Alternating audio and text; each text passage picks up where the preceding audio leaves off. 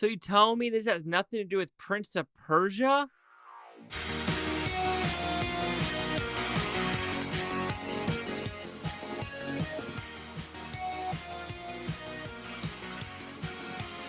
Chase Yaki here at the Blue Futon reviewing the Persian version. What's this about? So I've tried 4 times explaining what this is, but I really can't explain it in a nice way. The nicest way to say is there's a girl who's Iranian and American, and she's trying to find her identity.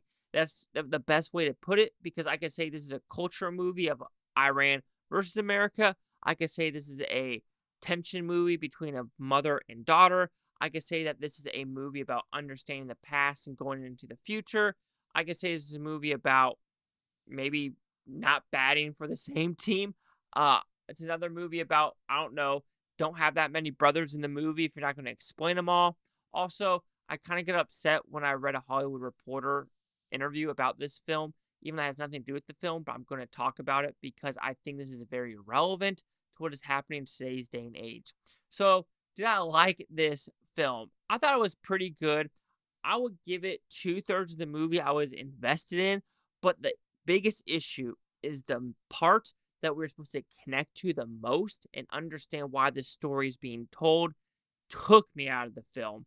And I don't know if that is a good thing. Probably not. So, in terms of the positives, I do like the sporadicness of it, where it was breaking the fourth wall. It was trying to do something different. We were getting a different side of the story of this girl having to travel to Iran and America to kind of understand the cultural difference of how when she was in America, they'd be like, oh, you're a terrorist, and everyone would laugh. But then when she would go to Iran, they would all like say, you're an imperialist, and they would all laugh at her too. So she had this, butting head syndrome of where should she live? Where does she actually connect? Now, having that storyline is pretty good.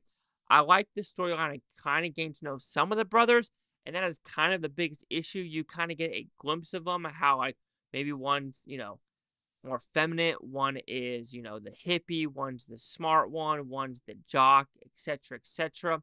But you get some character development, especially the cheerleader in high school kind of development. You get the doctor a little bit.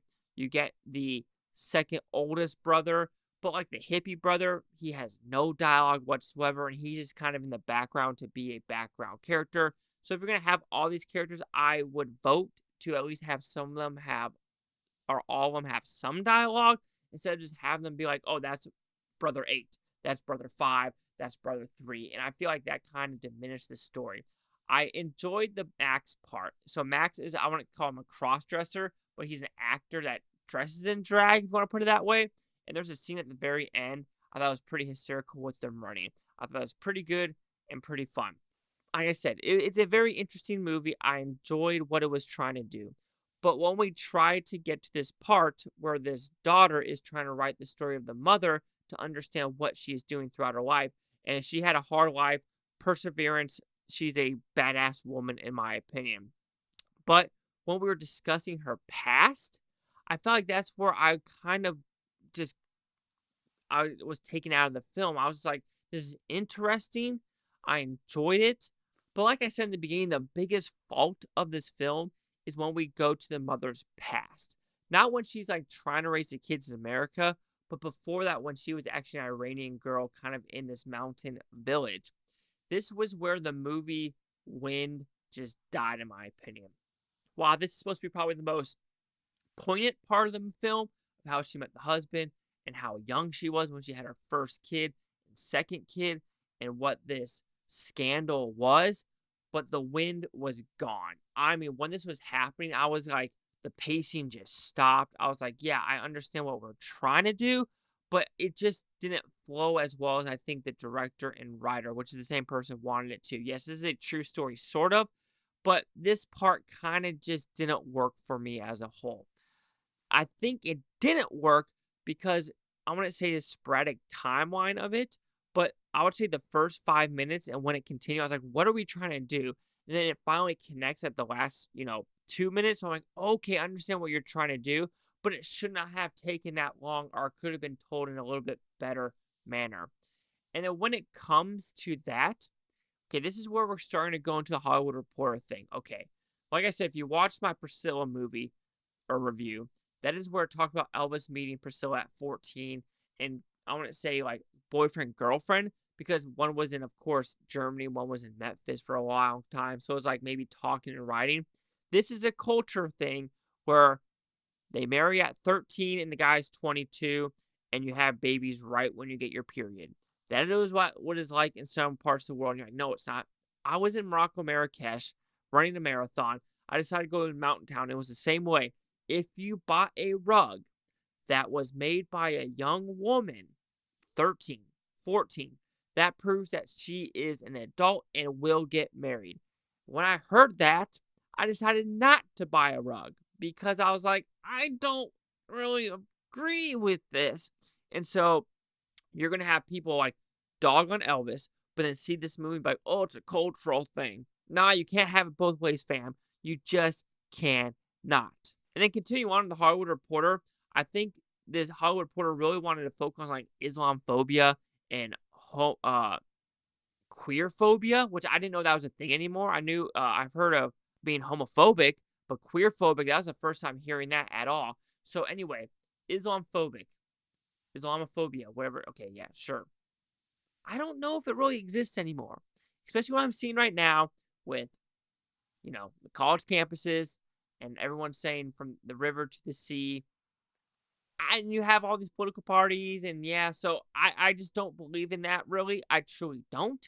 Also, the phobia part.